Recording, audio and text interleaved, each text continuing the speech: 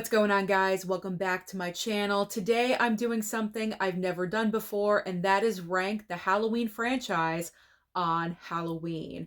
Now, I've ranked the Scream franchise and also Friday the 13th, but for some reason I still have not done Halloween, so I thought this was perfect timing.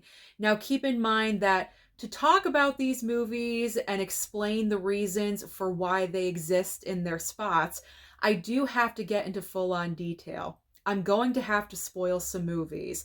So by chance, if you've not seen the Halloween franchise and you're just starting to get into them, you may not want to watch this video because I will be talking a lot of spoilers. And also, movies are subjective. So my ranking is certainly not going to match up with everyone else's out there, but that is okay because we all appreciate movies differently. So what Michael Myers film landed at the bottom at number 13? Well, for me, without question, it's Halloween Resurrection. This movie, for me personally, is borderline a comedy. When I watch this film, I'm not scared. Now, mind you, I've seen the majority of these movies multiple times, so I pretty much know what I'm already in for, so I'm not like hiding under my covers or anything like that. But in other movies, there are still those tense moments where you kind of just naturally just get anxious.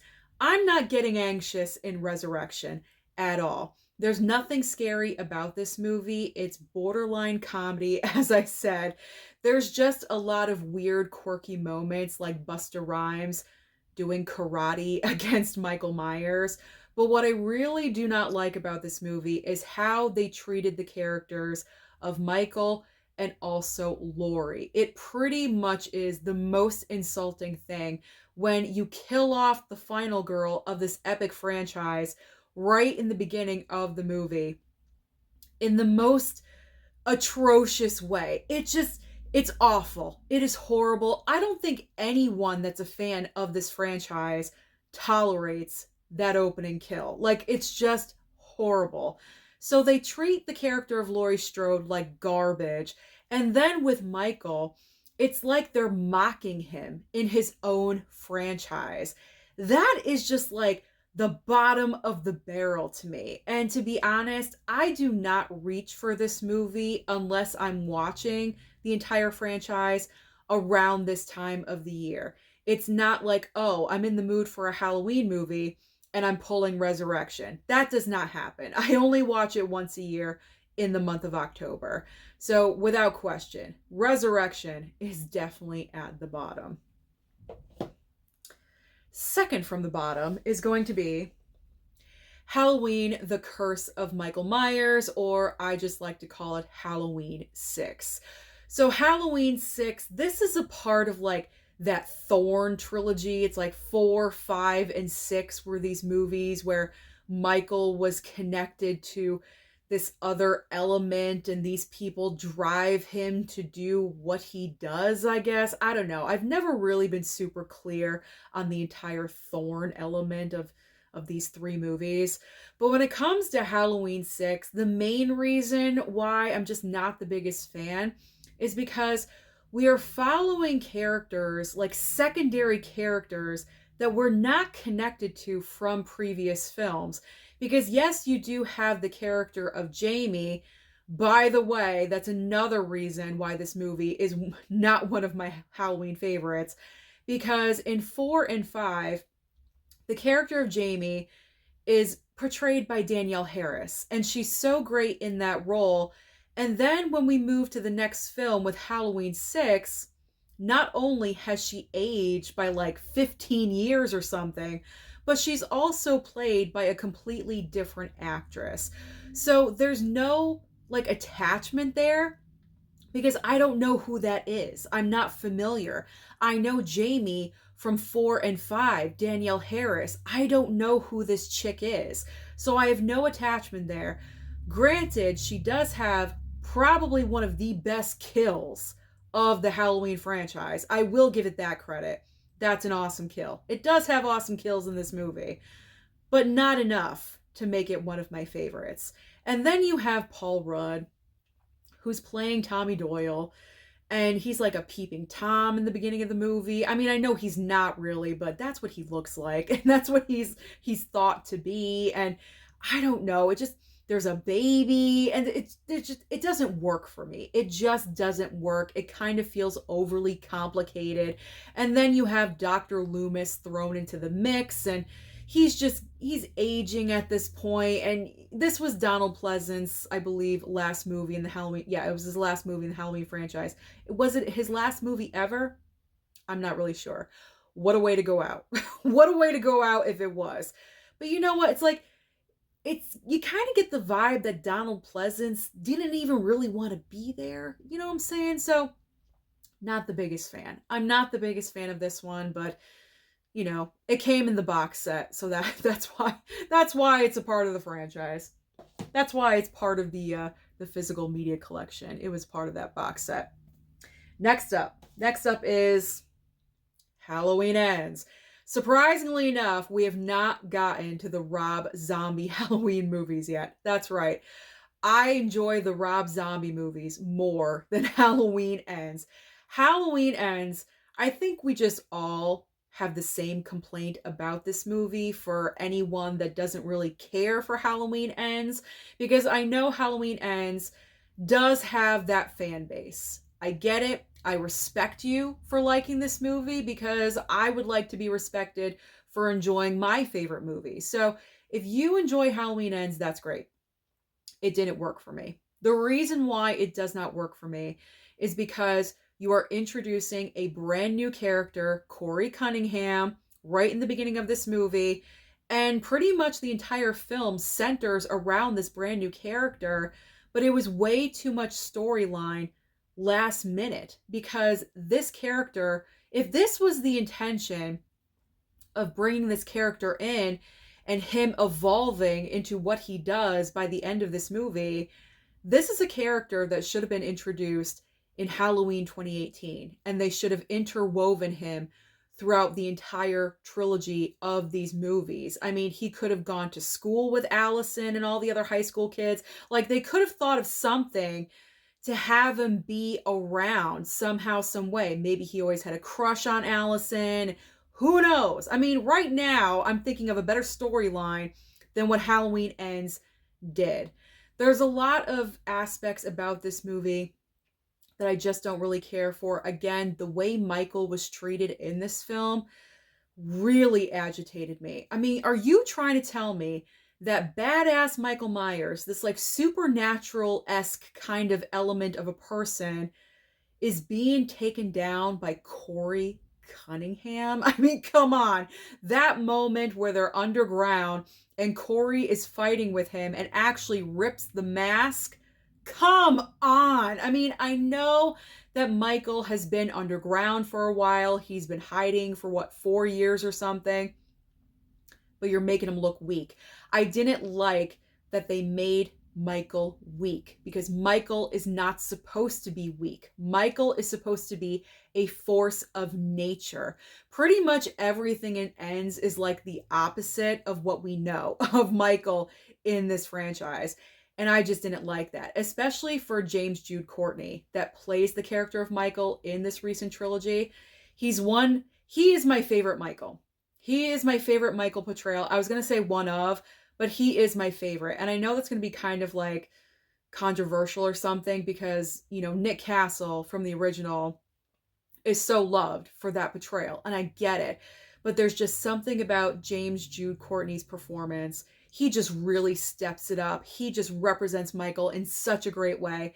And I hate for him as an actor how he was kind of just pushed off to the side when this was supposed to be his final movie as Michael. I mean, I don't know with future Halloween movies, because you know what's going to happen. You know they're going to create a different timeline and Michael will return.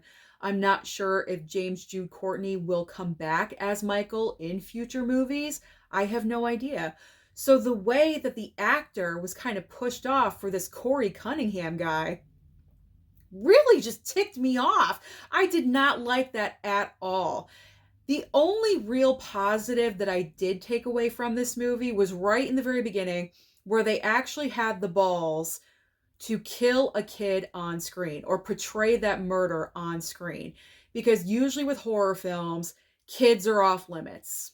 Even though, stuff happens to kids every day in the real world, but for some reason, when we're playing make believe, when it's in movies, they're off limits. So I do give credit to the movie for doing that right in the beginning, and that kicked off Corey's, entire storyline. But other than that, no. Maybe this should have been at the bottom. I feel like I'm ranting more about this one, but I would watch Ends before Resurrection and Halloween 6. So that's the reason why it's above those two movies. Let's move on. Let's move on.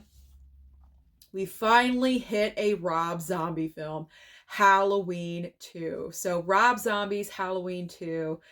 This movie, okay, it starts off good. I will give it that credit because it's following the footprints of the original Halloween 2 from, I believe, 1981, where Laurie is brought to the hospital. Michael goes after her, and then come to find out it's all a dream. It's all a dream sequence with Laurie horrifically waking up from a nightmare. She obviously has severe PTSD because I believe that the Laurie in Rob Zombie's first Halloween had a way more frightening experience with Michael Myers than 1978. 1978 was frightening and everything, but Rob Zombie's Halloween, that version of Laurie was frightening. Like, that was a traumatic experience. So I totally get that this version of Laurie is going to have, a little bit of a chip on her shoulder, and she's going to be very defensive, and she's in therapy, she's on medication, she's having nightmares. I get that. But the way she treats her best friend Annie in this movie, played by Danielle Harris, by the way, I absolutely hate, and I find it disgusting because here Michael Myers slaughtered her parents. She's pretty much an orphan at this point. She has nowhere to go. Annie and her father take her in. She's been living there for the past, couple of years. And she treats Annie like absolute garbage because Annie is a constant reminder of what happened on that night. How do you think Annie feels? Okay, because compared to what happened to Laurie, Annie should be way more off the rails. I mean, she was near death in that first movie, and by a miracle she survived, and she's recovering, and she has scars all over her face. It was so traumatic, and she's making coffee and requesting, wheat bread crust for the pizza like it's on a regular Tuesday, like it's no problem. You know what I'm saying? Like, I would think Annie would have more trauma than Laurie, because Laurie, what was she, like, roughed up a little bit? You know what I'm saying? Like, was she even stabbed? I can't even remember. So my whole point is that with Halloween 2, I just really am disgusted with Laurie as a character and how she was portrayed. I mean, I'm not sure if that was, what's her name? Scout Taylor Compton. I'm not sure if that's Scout Taylor Compton's choice of how she wanted to portray Laurie. Was Rob Zombie writing her that way? I'm not really sure, but I don't like it because when it comes to a final girl, I want to root for her. I want to root for her. I want to root for her to survive, to make it. I can't root for this. I can't. It frustrates me. And then don't get me started with the whole white horse crap. That entire sequence, that entire B storyline happening with the white horse is simply because Rob Zombie wanted to put his gosh darn wife in another movie, and he killed her off in the first one, so bringing her back with a white horse was like the only way to do it. You can't tell me different. You cannot tell me different. That was the only reason. The only reason. That entire white horse bullshit crap, I cannot stand. I think it's stupid. I think it's really, really stupid. So Halloween 2, I can tolerate it more than the others, but I'm not the biggest fan. I think you guys get where I'm going with this. Not the biggest fan. All right, let's lighten up a little bit. Let's lighten up a little bit. Next up, Halloween 5. So Halloween 5 is disappointing because we end Halloween 4 with a great moment. At the end of Halloween 4, pretty much this franchise so far has come full circle. We start in 1978 with Michael as a little boy in the clown costume with the butcher knife. Halloween 4 ends with Jamie in the clown costume with the knife, and Loomis is about to shoot her. I mean, because he believes that she's now the new incarnate of evil. I mean, that's such a great ending. And then we have 5. Then we have 5. In 4, we had the great character of Rachel. She does carry on into 5, and then they kill her. They kill her. They take Rachel away from us automatically within like the first 15 minutes of the movie, so that's frustrating. So who is our brand new final girl, or final, not final, but girl, female replacement? I don't even know what to call her. Tina? Tina is so annoying. Tina is like one of the most annoying horror characters of all time. She's useless. She just runs around all the time, like laughing and just making like random movements. It's so weird. It's just so, I don't know why they went that way creatively, got rid of Rachel and substituted Tina. And then we have Jamie, who is back in this movie. Again, Danielle Harris continuing from 4. But now Jamie is mute. She can't talk for some reason. And she's now linked to Michael. So because she touched him in 4, so that's why she was like killing at the very end of 4. So she like embodied Michael. And so now she's like psychically connected to him, which is cool. That element is cool. I will give it that. But then you have Dr. Loomis, and I hate this portrayal of Dr. Loomis in this movie. He's literally harassing poor, sweet, innocent Jamie Lloyd. He's like yelling at her, you know, tell me what you're dreaming. He's like harassing her nonstop. She's a little girl, and he is frightening. It's like, Dr. Loomis, back it up a little bit, okay? Like, have some decency for Jamie. She's really going through something traumatic. Like, can you back off, please? I do not like that portrayal at all. So there's just a whole bunch of elements in 5 that do not really work. I don't even know how this movie ends. Like, I'm trying to remember. Here's a big complaint. So another big complaint that I have about 5 is that they go back to the Myers house that clearly is not the Myers house. The Myers house from 1978, we all know what it looks like. It's white with, you know, certain elements to it that are very recognizable. In Halloween 5, they go back to the Myers house, and it's like this big blue Victorian house. That's not the Myers house. Do you think we're stupid? We know these details, okay? Like, we know that is not the Myers dwelling. Like, it is just so dumb and inconsistent. So 5 can kick rocks, okay? 5 can kick rocks. The only like good thing is like on the cover, this looks like Nicolas Cage, right? The mask looks like Nicolas Cage. So maybe that's a positive, a saving point. I don't know. That's the only good thing about the movie. Tina sucks. The mute thing, the Loomis harassment, I can't take it. It's all over the place. Let's move on. Let's move on to Rob Zombie's first Halloween. Now, this movie could have had potential, but there's an element in this film, well, a couple of elements in this movie that I just do not really like. First of all, and by the way, I do want to say, what's his name? Oh gosh. The guy that plays Michael Myers in Rob Zombie, is it Taylor Maine? I think it is. I could be wrong, but I think it's Taylor Maine. I actually enjoy his performance of Michael Myers.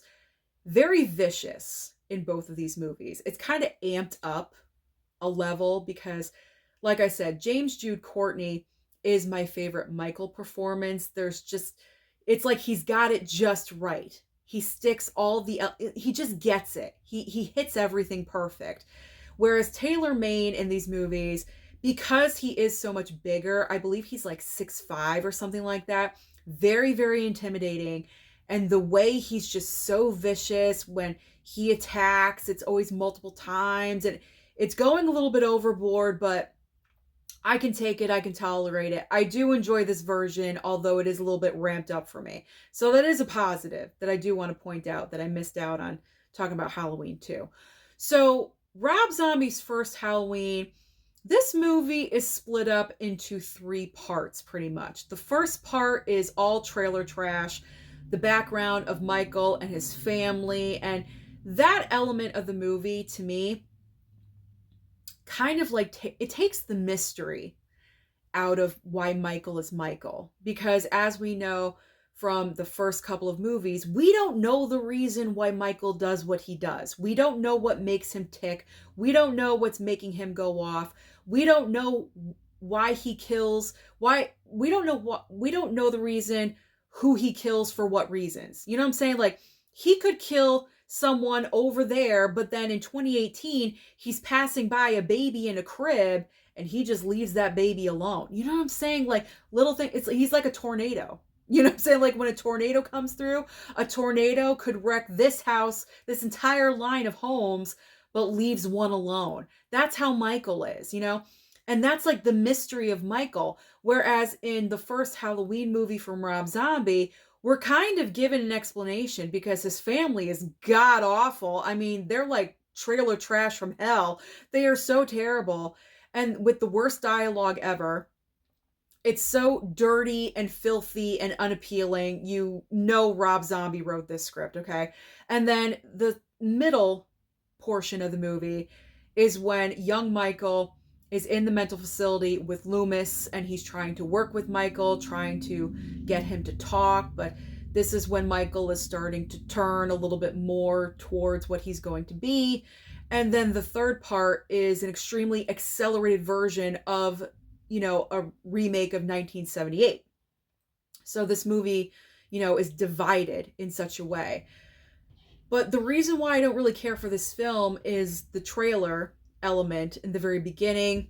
Like I said, it's so nasty, it's so filthy. We're talking about, you know, doing skulls. Like, it's just nasty. It's just so freaking gross. But also, the sexual assault that happens when grown-up Michael, you see grown-up Michael in the mental facility. He has the masks everywhere. And those two, I think 2 guards that are in the facility go into one of the cells and grabs a brand new female patient and takes her into Michael's room, and they do what they do. That was not necessary at all. That has nothing to do with the story of Halloween. It has nothing to do with Michael Myers. Like, it's not like he did it, you know, like it was just an element for shock value. I don't like that. If you don't have to incorporate something that triggering into your movie, don't do it, because you don't know who's watching your films. You know what I'm saying? Like, that's a very, you kind of get the idea of where it's going, so you can kind of prepare yourself. But at the same time, when it's happening, it's like, oh my, like I try to skip it, because I mean, nothing like that has ever happened to me, thank goodness. But I can only imagine what victims feel like when they watch that. I mean, we all know this is a movie, this is supposed to be entertainment, but I have limits, you know, and that is like a limit. So I did not appreciate and like how Rob Zombie included something like that in this movie, because it simply is not necessary. It does nothing to the storyline. It doesn't alter it in any way. It certainly doesn't add to it in any way. So that's another reason. Other than that, if you took the trash element and the sexual assault scene out of this, if this was like a straight up remake of 1978, if we lengthened the third part of this movie, it wouldn't have been that bad.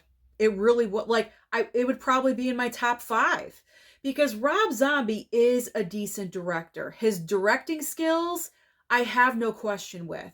The writing skills doesn't match up. He's a great director, because the way the film is shot, especially in that third act of this movie, I enjoyed. I really did enjoy the way Michael is more vicious and he ramps it up. the way he slaughters Laurie's parents, my God. Like, little differences from the original, more blood, more gore. Okay, that can, be the different element from 1978. But if they had, that, you know, not a shot for shot remake, but you know what I'm saying, like a full on remake of 1978, this would have landed a lot better for me. I understand Rob Zombie wanted to do his own thing. I get it, but it just didn't work for me. It doesn't work for me. All right. Moving on. Moving on to Kills. Halloween Kills is next. So, like midway in the list, I will say. And the reason why is because Kills, the more I watch this movie, the more I enjoy it. And the reason why is because if you're going to call your movie Halloween Kills, you better have some awesome freaking kills in your movie. And this movie absolutely has that. I mean, my favorite sequence of this entire film is Michael leaving the Strode residence when the fire is happening and all the fire department in the whole town of Haddonfield has shown up. And Michael comes out, and that entire, the score kicks in. Michael is there. Does he have an axe? He's got something in his hand, an axe or something. And he walks out of that house, and he's going to go to work.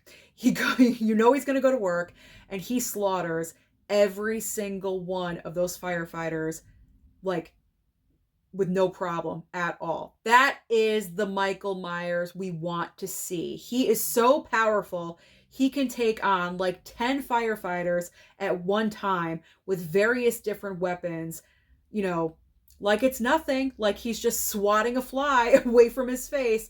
It's effortless for him. And that is the Michael Myers that I love to see. And there's also other great kills in this movie. The fluorescent light bulb, I think we all love that one. The knife to the eye, to the doctor nurse, whoever he was in the car. That's also a great kill as well. But I mean, obviously, the big negative about Halloween Kills is that gosh darn phrase of evil dies tonight. I'm not sure who thought of that, what writer decided to, put in evil dies tonight, but the entire mob mentality of this film, the mob element of the town, just kills it. If we took out the mob mentality element of the town, it would have improved this movie by leaps and bounds. I mean, I get it because everything that Michael has done has not been just towards Laurie. The entire town of Haddonfield has been affected by Michael's actions. And this is what the movie is trying to say, but it really wasn't executed in the best way. I mean, you have the entire town in the hospital chasing this guy that looks like Danny DeVito as the Penguin from Batman Returns. Why they think that guy is Michael Myers, I have no idea. He's literally 5'4" and waddling around. Have you know what Michael Myers looks like? You've seen him. You've seen pictures. You know what he looks like. Why they think he's Danny DeVito, I have no clue. It's just stupid. It just makes the entire town of Haddonfield look dumb. And the script for this movie is not that strong, but it's in the middle of the pack of my ranking because I can watch kills more often than the other movies that I just talked about. If I had a choice between Kills and Rob Zombie's Halloween 2, I'm watching Kills without a doubt. So Kills lands into the middle of the pack. I don't love it. I don't hate it. It's in the middle. We are now at number 6. We are almost in the top 5, guys. So in spot number 6, it is Halloween 2018. Now, just a couple of years... Oh, do I have to pull it back? I think my picture just got all weird. Okay, let me hold it back here. Halloween 2018. So a couple of years ago, Halloween 2018, I think, was spot number 3 for me, but in recent years of rewatching these movies, it's gone down to spot number 6. When I first saw this movie at the theater, I loved it. I absolutely did. I was like, wow, that was so great. You have a badass Laurie and da, da, da. I was so excited about it. There are a lot of great elements to this movie. My favorite by far is the end of the film. You have the three generations of the Strode women in the house fighting against Michael Myers, the reveal that the house is a trap with her daughter Karen, you know, faking him out, like, saying the gotcha, all that. Allison with the knife, coming in for the save. I love all of that. The three generations of women coming together and finally thinking they're going to trap him and they're going to kill him. I love that entire end sequence. That is awesome. The quote unquote funny moments with Allison's father and all that, the peanut butter, it's just bad writing, bad script writing. Does have great kills. It does have great kills in this movie, but the main, oh God, I feel like my picture is weird. Maybe it's just my face. I don't know. Let's hurry this up. The main drawback of 2018 is that the entire character portrayal of Laurie Strode in this movie, I feel, is just so severe. Let me explain. So, I mean, with 2018, we're coming directly from the first movie. Okay, so there was no sequel, there was no Halloween 2, there was no more continuing trauma at the hospital for Laurie or anything like that. So we're going from the first movie to this movie. So we're going 40 years in between these films. And I feel like Laurie is being portrayed as Sarah Connor, like a Sarah Connor-esque type character. And I feel like it's over the top. It's kind of too much. Because why are you so scared 40 years later? He's been in a mental facility or wherever the entire time, these 40 years. It just seems like the character of Laurie is so overly paranoid, and it just seems like not believable. You know what I'm saying? It's a little over the top. So that kind of takes it away from me just a little bit. I thought I enjoyed that when I first saw it at the theater, but then like after years of watching this movie, it's like, I'm putting like pieces together and it's like, I don't really like that portrayal anymore. I thought I did, but I don't.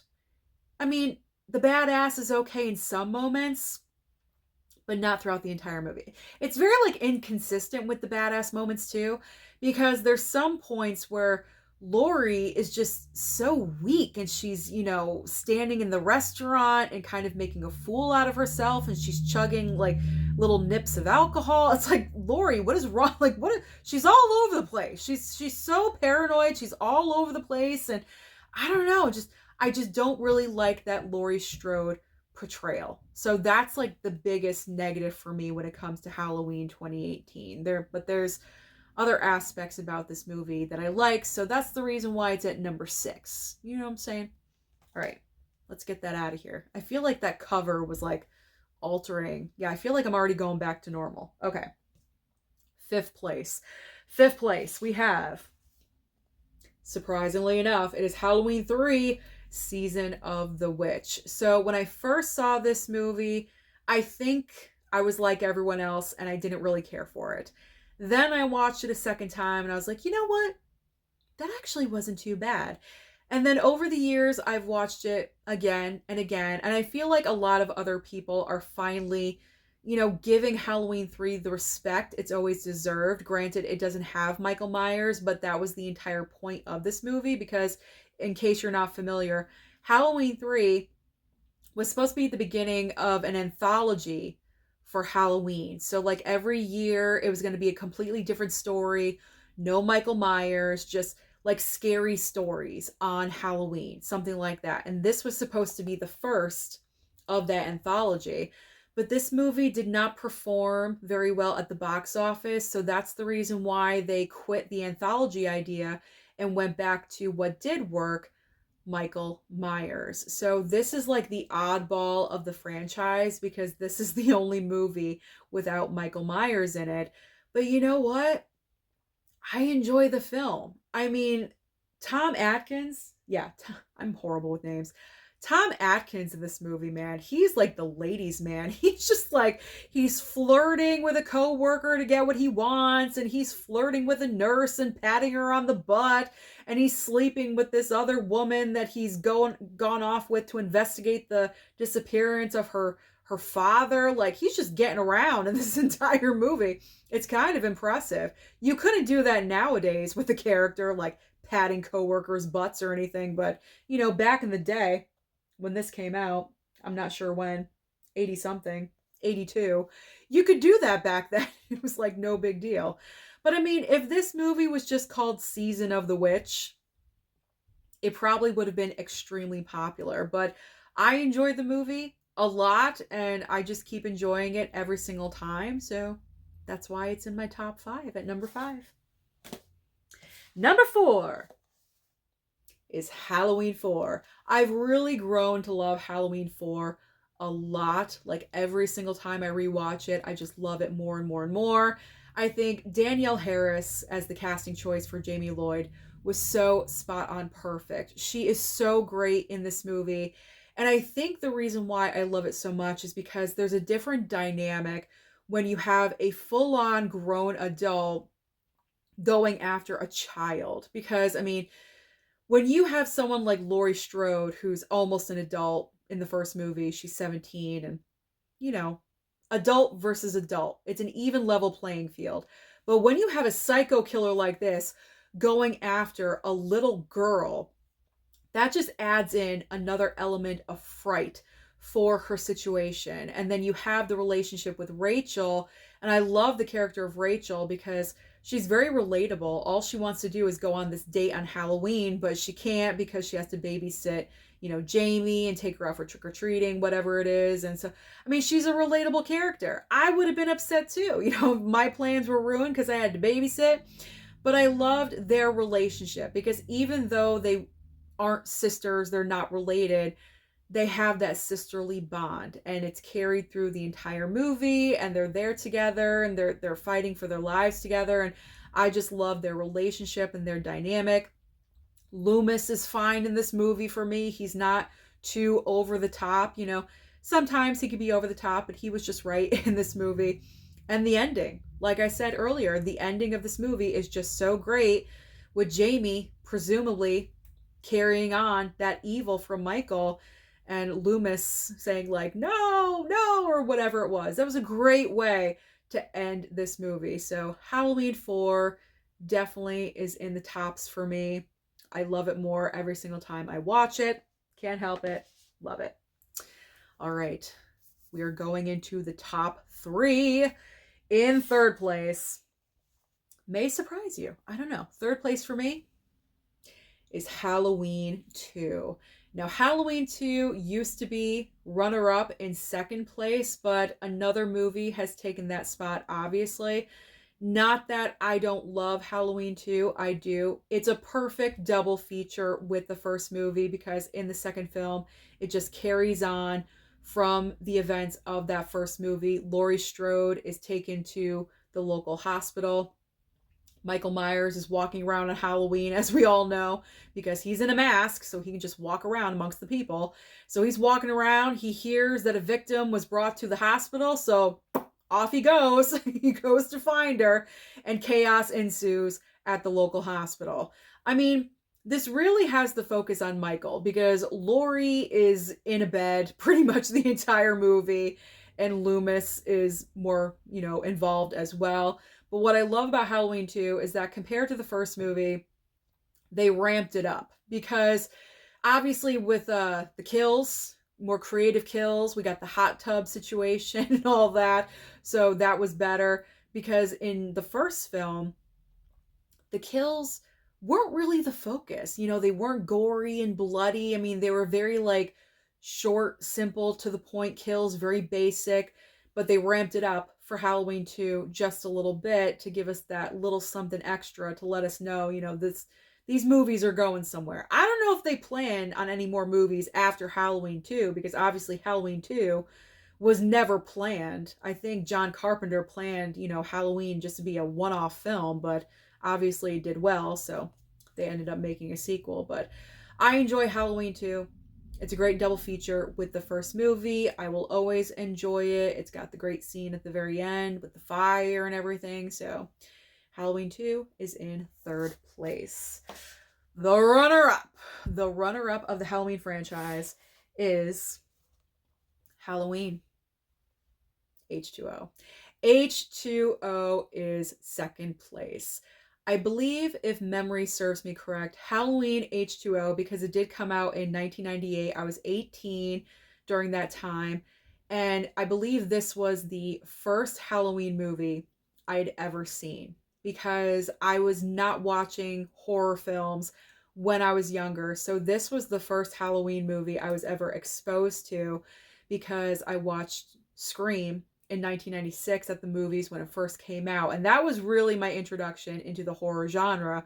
So after that movie came out and I saw it, I wanted to see more slasher films, more of that type of movie. And then Halloween H2O was coming out. So I was like, yes, I want to go and see that. And what I love about this movie, so that's the reason why H2O will always hold like a special place in my heart, is because of that memory. My first official Halloween film. I don't think I saw it at the theater. I don't know. Maybe I did. Maybe I did. But it was definitely my first Halloween movie. But what I love about this film is that it is the most rewatchable Halloween film out of the entire franchise for me, because the pace of this movie is non-stop, because the runtime of this film is only 90 minutes long. You are in and out of this movie. It goes by so quickly. And I love that, because it's such an easy movie to have on in the background. If I'm doing something, I could just, put it on streaming or whatever and just let it run. And I love it. It's something that I can be busy doing something and I still know what's happening, because I've seen the movie so many freaking times. But there's a lot of great characters in the film. We have the introduction of Josh Hartnett. I believe this was his first movie ever. That's pretty incredible. Your first movie is a Halloween film, so that's pretty awesome. Obviously, the big negative about this movie is the mask situation. The eye holes are just so huge. I didn't go to any details about the masks or anything, but I mean, this is one of the worst of the franchise, because the eye holes, I mean, they go like up to the eyebrow. Like, they're just ridiculous, because you can see everything. Michael is supposed to be a man of mystery, okay? Like, we're not supposed to know too many details about Michael, and he's supposed to be hidden, covered up. And H2O kind of exposes more of his face than all of us would like. So that's unfortunate. But the main reason why I love H2O is because this portrayal of Laurie Strode is my favorite, because this is believable. This portrayal is believable because the timeline of this movie is 1, 2, and H2O. So Halloween existed, Halloween 2 exists, and then you have H2O.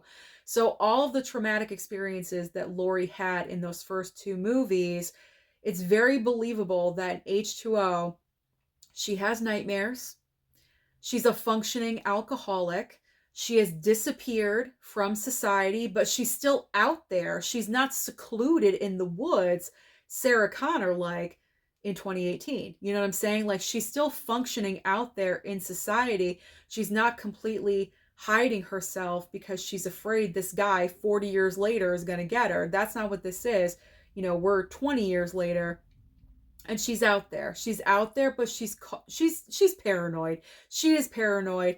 She's very, smothering towards her son and doesn't want him to do certain things. So she's controlling him in that aspect, but she's a functioning person. She does have an alcohol addiction problem because she's trying to cope with this, taking medication as well. Her marriages did not work out. Okay, that's understandable as well. This portrayal of Laurie is more believable. And that is the reason why H2O is in second place, because I believe this performance. I believe, whereas in 2018, it's over the top.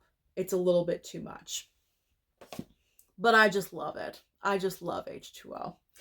All right, so, I mean, it's kind of obvious what my number one choice is. It's the original Halloween movie. I mean, I usually am loyal to the first movie of a franchise because the first film pretty much is always the best, and then we have all these movies after. Sometimes that's not the case. For me, it's the Friday franchise. I don't think the first Friday the 13th is the best movie. But for me, for Halloween, it is the first film. And the reason why is because the way John Carpenter crafted this movie, I just thought was so well done, because a lot of people aren't fans of the first movie and may place it lower on a ranking list because some people say that the first movie is slow, it's boring. That's called building tension. That's building tension, to me anyway. And when I watched the first film, and I'm probably going to do that tonight because it's my, yearly tradition on Halloween, when I rewatch this movie, I still feel that tension building, even though I've seen this movie so many times. That's the brilliancy of the film. They didn't need a lot to get the point across of the movie. And that's a reason why in this film, there aren't a ton of bloody kills and slice and dice and all that. I mean, some of them are implied, some of them are seen, but they're not over the top and overly done, not like kills are nowadays. Back then in this movie in 78, all the kills were just very simple, to the point. You didn't see a lot of blood. Were there even a lot of victims? I mean, I think there were only 3, right? I think only 3. Like Laurie's friends. That's it. And there's what, 3? 3 kills. That's it. And one's a strangulation in a car. That's Annie, and then what's her name? The blonde with the boobs, see anything you like? I mean, she gets strangled. She got strangled too. Like, Michael's like strangling everyone. And then we have, the to the wall with the boyfriend, and Michael looks at it. I mean, are there any other ones? I can't think of them. Well, obviously, his sister in the beginning. So, what, 4? And that was the bloodiest one, the sister, right in the beginning of that movie. So, the simplicity, what I'm getting at, I'm rambling. What I'm getting at, the simplicity of the first movie is what is so genius about it. And the reason why it was so simple is because they didn't have the money for anything. This is the perfect example of what you can do, of how you can make an iconic film with literally no budget. They had no money for this movie. So they had to work with the materials and the items that they had, and they made it work. This film has great, fantastic fall vibes, even though I believe they filmed in California. They had no leaves. They were like spray painting leaves and reusing leaves and, just throwing them around to make it look like it's fall in the Midwest. It worked for me. It certainly worked for me. It still works for me. So I love the original Halloween. It still is my favorite of the entire franchise. So number 1, original Halloween. That is my official Halloween ranking. Like I said, my ranking will probably not line up with yours, but that is okay. So comment down below and let me know what your ranking is of the Halloween franchise. Don't forget to like and subscribe before you leave, and I'll see you next time.